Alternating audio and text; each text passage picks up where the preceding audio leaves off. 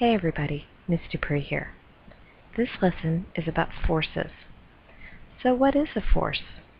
It's simple. A force is any push or pull. Forces are what make objects start moving, stop moving, change speed, or change direction. It's important to understand that forces are all around us and forces are always happening.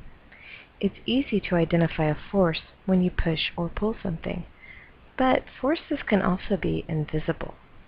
For example, the force of gravity is constant. Gravity is always pulling objects toward the Earth. Friction is another example of forces all around us. Anytime two objects rub together, friction is created. Friction can make an object slow down and then stop moving. Gravity and friction are examples of forces that are all around us all the time. So how do forces influence motion? Have you heard of Sir Isaac Newton? He's a famous scientist. You may have heard the story about the apple falling on his head, causing him to discover gravity. I don't know if that story is true, but I do know that his ideas about force and motion led to what are called Newton's 3 laws of motion. These are ideas about motion that are used by scientists worldwide. You will learn about Newton's 3 laws in 8th grade, but I did want to talk about the first law, called the law of inertia. The law of inertia is simple. It states that an object at rest, not moving, will stay at rest, not moving, forever, unless a force makes it start moving. The law of inertia also states that an object that is moving will continue to move in a straight line at the same speed forever, unless a force makes it stop. Let's use an example. A can is sitting on the ground. That can will sit there, not moving, forever, unless a force makes it move. For example, if you kick the can, a pushing force, it will move. That's inertia. Here's another example. If I throw a ball, Newton's law of inertia says that it should keep on moving forever unless a force makes it stop. But wait, when I throw the ball, it goes up in the air and then falls to the ground, rolls, and stops moving. Why? What's happening? Well, first of all, the force of gravity pulled the ball to the ground. Next, the force of friction caused the ball to slow down and then stop. So even though I do not do anything to the ball after I throw it, there were still forces at work that make the ball stop moving. That's inertia. If I throw a ball in outer space, what would happen? Well, it would keep moving in a straight line at the same speed forever and ever and ever. Why? Because there are no forces in space to make it stop moving. There's no gravity in space, and there's no friction in space because there's no air in space.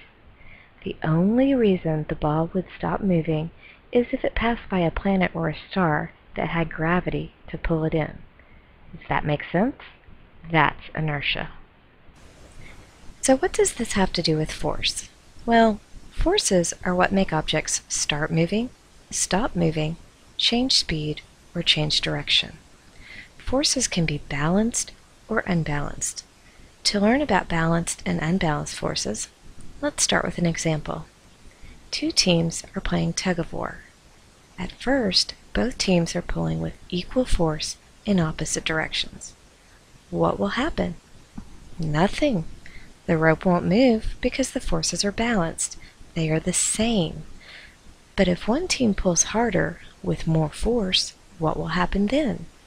The rope is going to move in the direction of the stronger team. These forces are unbalanced because one force is stronger than the other force. Balanced forces mean that all forces acting on the object are the same. They are equal. When forces are balanced, there will be no change in the motion of the object. usually the object is not going to move. For example, a book is sitting on the table. The force of gravity is trying to pull the book down, but the table is actually pushing the book up with its force. Both forces, the force of gravity and the force of the table's push, are exactly the same. They are balanced, so the book does not move. Remember, with balanced forces, all forces are the same. They are equal, so they do not change the motion of the object. Unbalanced forces are different. With unbalanced forces, one of the forces is stronger than the other force. This will cause a change in the object's motion. Here's an example. A soccer ball is sitting on the ground. Remember, gravity's pulling on the ball and keeping it still. But if I kick the ball, I add a force that is stronger than the pull of the gravity. My kick wins this force battle because it's stronger, and so it makes the ball start moving. Unbalanced forces can make objects start moving. Unbalanced forces can also make objects stop moving. If someone kicks a soccer ball, I can stick my foot out and stop the ball. My stuck-out foot had a force that was stronger than the force of the kick, so the ball will stop moving. These forces are unbalanced. They are not equal. Unbalanced forces can make an object stop moving. Unbalanced forces can also make objects change speed. If I kick the soccer ball softly, it will roll slowly. If I kick it again with a stronger force, the ball is going to move faster. Another example. Think of riding a bicycle. If you pedal hard with a lot of force, the bike moves fast. But if you pedal with less force, the bike is going to slow down. The forces are not equal, so they cause the object to change speed. This is an example of unbalanced forces. Here's one last thing that unbalanced forces can do. They can make an object change direction. If I kick the soccer ball, it will move in a straight line. But if I kick it again from a different angle, it's going to change direction. Unbalanced forces can make an object change direction. Let's review. A force is any push or pull. Forces can include gravity, which pulls objects down toward Earth. Forces can also include friction, which slows objects down when they rub against another object. Forces can be balanced or unbalanced. Balanced forces are all equal. They are the same. No force is stronger, so there is no change in motion.